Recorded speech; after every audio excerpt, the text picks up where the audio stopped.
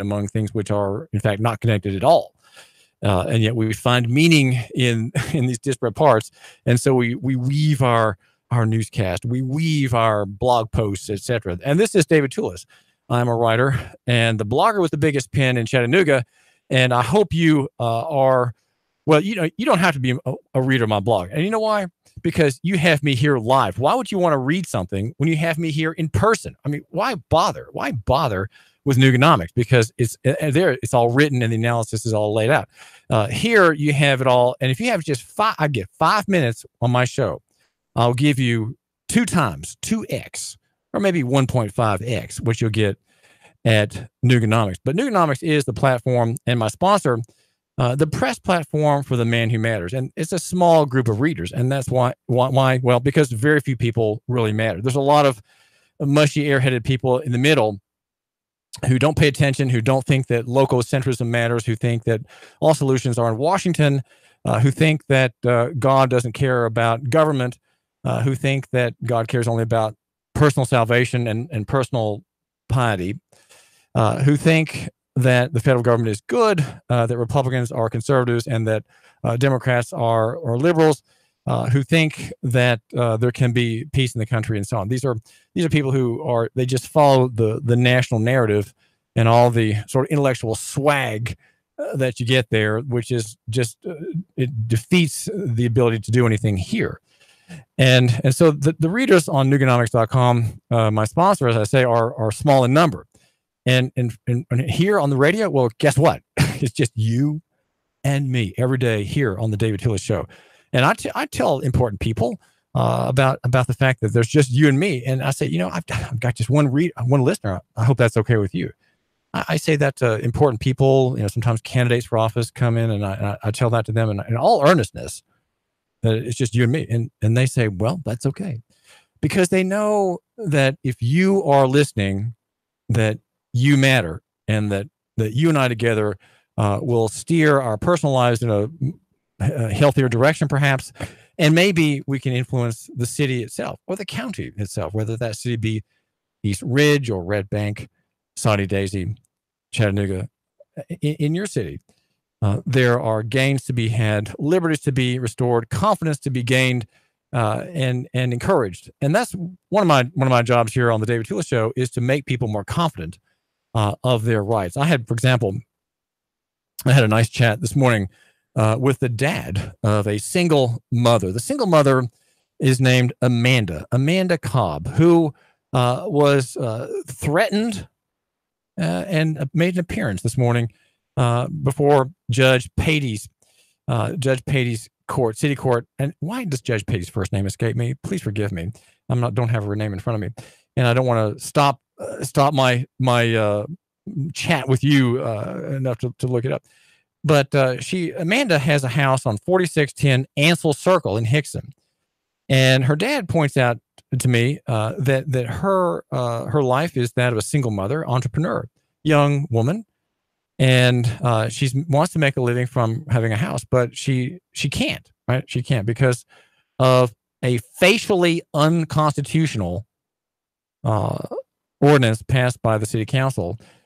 Pure pragmatism over respect for the people. The people's rights should be respected, and they are not. And her dad says, Amanda, she's been effectively stopped from having renters in her house. She cannot turn a private asset into a revenue stream, a cash flow. She cannot make money from it. If she's a taxpayer, of course, she'd be having the income from it potentially, but she can't have income or cash flow or money or revenue from it, whichever category best is true for her. Just can't do that. Well, how is it that Amanda's case was dismissed, and also the case of a local dentist, Charles Fussell, who just now has had a patient walk in and who had to beg off from chatting with you? He said she just came in, so he may call me later. But he was sitting in the pew too, in Judge Patey's court, and he has a house that's outside the magical district that Chip Henderson, the city councilman, devised as a compromise to get something passed which should never have been passed at all. The Airbnb ordinance should never have been passed at all. But you know why it was passed? Do you know why the city council did that? Because all the members of the city council are mostly conventional people. They're just conventional thinking people. In some ways, maybe not very deep, but they just think in terms of routines. They didn't realize that in passing something, we have to have something to control and regulate the internet, don't we? Right? They were doing the following: supporting the broken zoning theory. Zoning has always been broken as a theory, and the Airbnb ordinance has its antecedents in a defense of zoning per se. The whole idea that the city and organizations which are given some kind of political, legal, police power over the housing market, ostensibly and pretendedly in the name of public health, safety, welfare, and morals, right? That's always the pretense that we have these interventions in the marketplace. It's just a pretense, okay? There's no genuine health, moral, or safety interest in zoning at all. And in fact, you'll probably see racism in it. And I need to get Marie Mott to take a look at that. By the way, Marie Mott is on our station every day at 11 o'clock. Wonderful Marie Mott. And then we have, just so you know, we have a tremendous news hour at noon. And then there's my program, David Toulis, the blogger with the biggest pen, 92.7 FM and 95.3 FM HD4. And you report and the world decides. You report with your smartphone, with your text message. You text me a message. You contact me through Nuganomics. You call me at the radio station. You call me on the most glowing and vibrant phone line in Chattanooga. And that's my number, 800-8949, 800-8949. That's my phone number. And we solve problems here. You and I get together and solve problems. And the reason that you don't call it's a noble reason that you don't call me, and I appreciate that. You think that if you call me, that you're going to interrupt something that I have to say to somebody else. You think maybe there's another listener, right? And so you really don't want to interrupt me because I'm helping that other person see something that he hadn't seen before. But that's a generous act. I don't know that I would require of you, and I don't think your wife would either, or your husband would require that of you either. So do feel free to call me. You're not interrupting anything. You're just stepping in and giving me something new to consider. And that's what I want to do, is to consider your problem and solve your problem with you. And with help of people like Susan Biro. She is a woman just like you, in the same position as you are, dealing with a magic line on a map, a red line. Inside this wonderful magic circle, you can do Airbnb. And if you're outside the magic circle, the line dividing you arbitrarily from a neighbor, you can and he can't, right? Or you can't and he can, right? That line is one that we need to discuss, because I think if you understand just some basic principles of law, you're right, laws are open. The law is an open book. So what we're doing is talking about the law, the open book of the law. It's all public record. It's all publicly acknowledged. And in fact, there's a whole gang of people called lawyers that make a living churning conflict in the law, on the law. They have a practice of law, and they're all licensees of state government. Every one of them is a licensee, and they're all practicing law, churning the law, creating conflict, and making people unaware in the end that they are part of what our Constitution calls us, the free people of Tennessee. We are the free people of Tennessee, and we have what's called free government. And Charles Fussell is among those who fears that he is outside the graces of Chattanooga City Council. Darren Ledford among them. Darren Ledford voted on the ordinance as well. And I think, as I remember now, only Demetrius Coonrod voted no. And I would judge that Demetrius Coonrod may not have had the right reason for voting no. So her wrong reasonings, we could say, if they were indeed wrong, drove her to vote the right way. And I'm glad for her, because I think she's the only one who did the right thing on this ordinance. And everybody else, this gang of conservatives, right? This gang of Republicans, right? And the collegial gang of Democrats, I guess that would include Carol Burrs, who's a good progressive, right? They all voted for this ban on a marketplace, an intervention in the marketplace. Can you think about that? Just think about that for a second. You have a house that you paid for. You still have a couple years left on the mortgage. You're paying for this house. And the city council is telling you that, no, you are not in our special magical district. And we are not letting you have a private relationship on a website. We're not going to let you use the internet to have a rental in the digital economy, in our gig city. You will not be able to have a rental in your house. You will not be able to have a private flow of dollars go by direct deposit from Airbnb or any other of several hosts for the use of your land and house and property and driveway and water and internet connection and electricity. We're not going to let you use your house to generate a gain for you. And think about that. Here's Susan Biro with an aging husband. She's a very fine woman. Her husband is, as she tells me, not in the best health. And she needs that money. She needs that money for economic development. And Donna Williams, serving Mayor Andy Burke, let this bill pass. Mayor Andy Burke said nothing about this bill, as if he was somehow above the fray. Andy Burke said nothing about this bill. And now his servant, Donna Williams, in the Economic Development Office, is preventing economic development. But, there are good things even among people tasked with an evil process. And that's what I would call it. And here is the good. Here's the good in what the city has done. Here's the good in what the mayor has done. Okay, look, just think about this.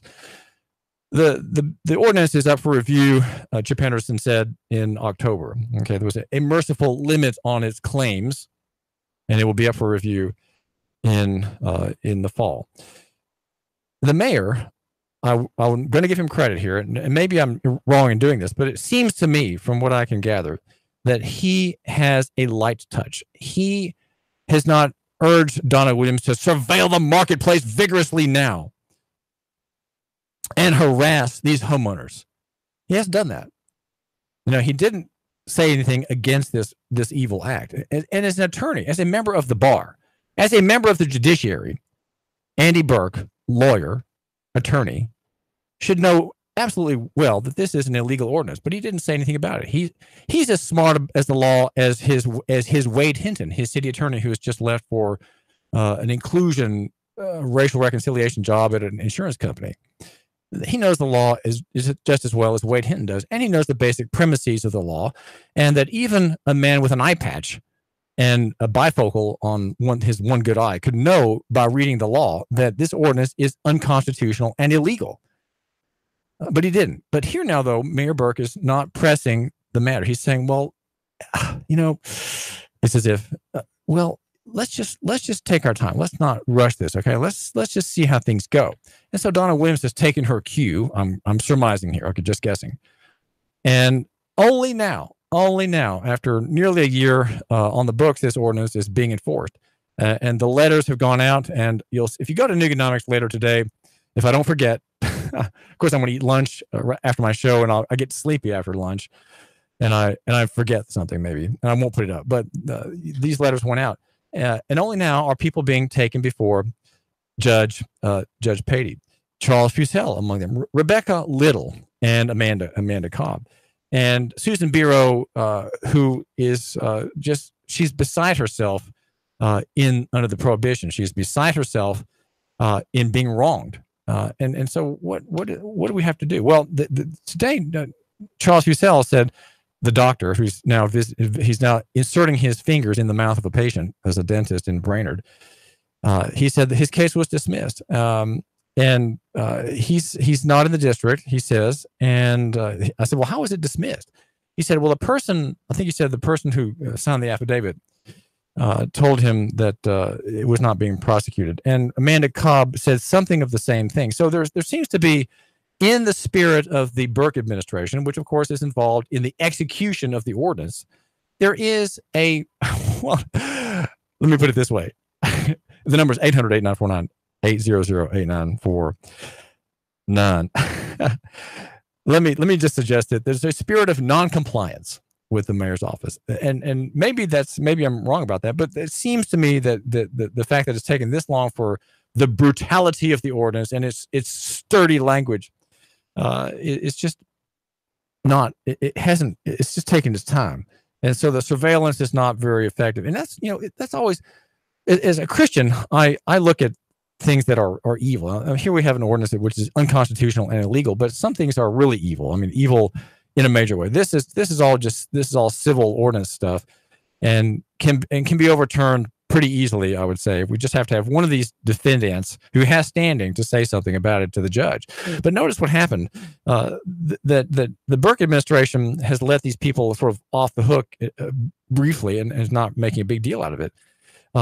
In at least one case, there still is an injury, and there still is standing for an appeal to have the thing overturned. And that would be the Cobb family, Amanda Cobb and her dad, Clint, who's sort of in the business of renting Airbnbs and other things. A man who very prosperous American. No doubt you, my listener, and your teenage son who is thinking about real estate could learn a thing or two from Clint Cobb. So there is some grace here on the part of the administration, and that's good. But in the end, I think what we have to have is a verdict from Judge Patey. Why do I want to say Selma Cash Patey? Is that her name? Forgive me for not remembering. But that is what I think is needed. And the grounds for this remedy are a proper petition where you say the right thing. And as I suggested to Clint Cobb, it could be done in 2 pages, a 2-page motion for dismissal. But I would say, maybe a motion for dismissal, but really what it should be is a motion for a finding of it being illegal. That would be better. And it might take 4 pages, but probably 3 or 4 pages would be sufficient. The number is 800-894-9. And my name is David Toulis, and I'm glad you're giving me just a minute of your time here on the David Toulis Show. And do call me if you have a problem or a question. We are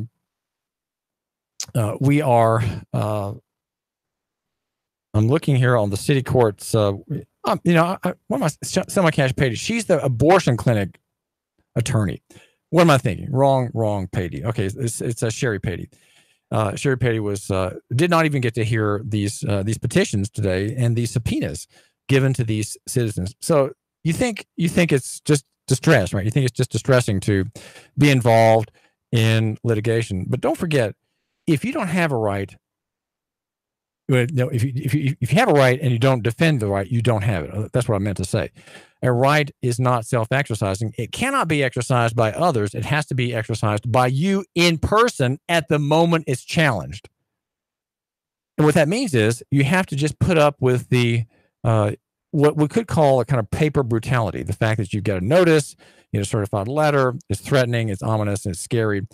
I know. We watch police shows and court shows by the ton in this country, and yet people are just terrified to get a stupid letter from a city bureaucrat. Somehow we dare not get a letter. We dare not do anything that is outside the proper form today. And we are while we seem to be courageous by dropping bombs on wedding parties in the hope of catching one turbaned man with a cell phone in his pocket. We are courageous on doing that. We are not courageous in Syria, right? We are not courageous in standing our ground and saying, well, no, I'm an American and you can't do that to me. No.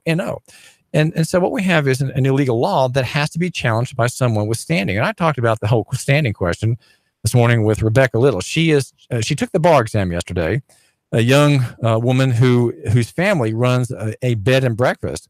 And and I said, well, how did that happen that you came about to earn a law degree? And practice and study for the bar. Well, her whole ordeal of her family, going past 5 years, encouraged her to learn the ropes. And so I said, well, I'm not saying, Rebecca, what about you? Make your first client yourself. Of course, there's a saying, a lawyer who hires himself has a fool for a client.